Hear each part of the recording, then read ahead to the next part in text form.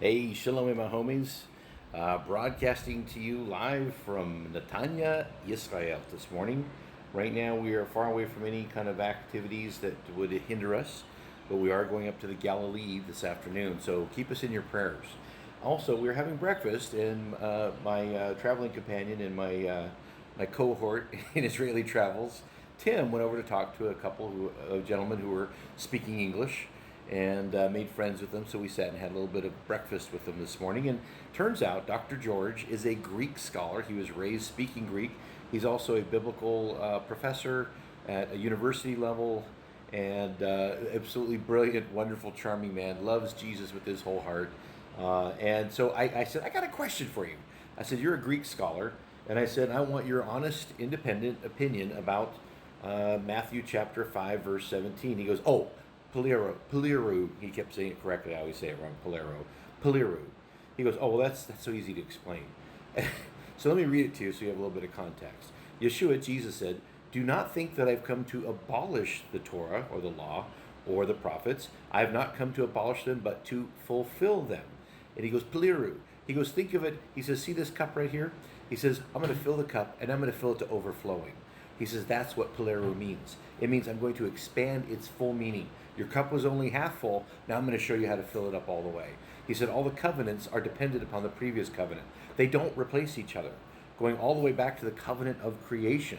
I was surprised to hear him define creation as a covenant. And I said, but there's no blood in that covenant. He says, no, there wasn't, because there was no sins, there was no need for blood. And I said, but there was salt. He goes, really?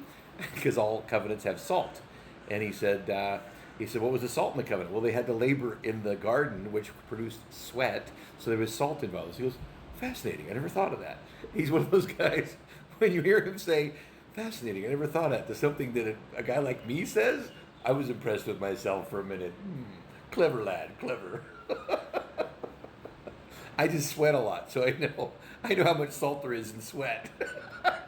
He's an intellectual. I'm sure he sweats, but maybe not on the same level I have throughout my lifetime. So, anyway, just an amazing gentleman. We had such a wonderful talk. And that opened my eyes. That helped me explain the simplest, most complete concept. He says, evangelicals, he calls us. He said, you just always have this idea that you understand everything when you misunderstand everything. And he says, so it's not about replacing that covenant, it's about filling it to its full capacity. And that's literally what the English word fulfill means, that we fill it to its fullest.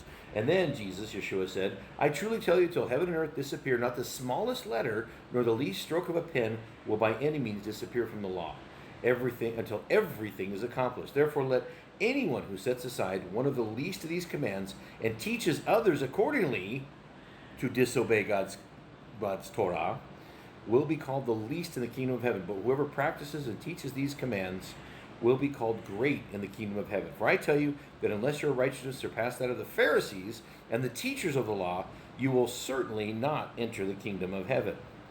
Wow, that's powerful, right? So, pleru means to fill to overflowing, expanding to its maximum meaning. He said all of the Beatitudes that God gave us, it was Jesus, Yeshua, expanding from the Torah level of meaning. Now, here's what the full meaning is. Here's what the full thing's about. You obey the letter, but you don't obey the spirit. He says we have to remember, each covenant expands upon the next. So, shalom aleichem, my friends. We're heading up from here. We're going to the Galilee. So say a prayer for us. And so far, Netanya is a beautiful city, as you can see behind me. Everything's going good. It's a little cloudy and overcast this morning. And follow the Lord with your whole heart.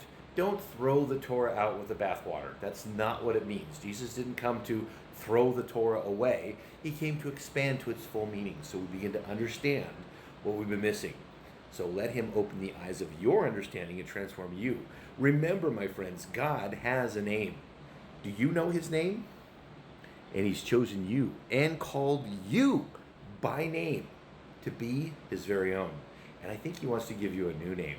So ask him what that new name is. Baruch Hashem, Yeshua HaMashiach. Bless his name, Jesus, our Messiah.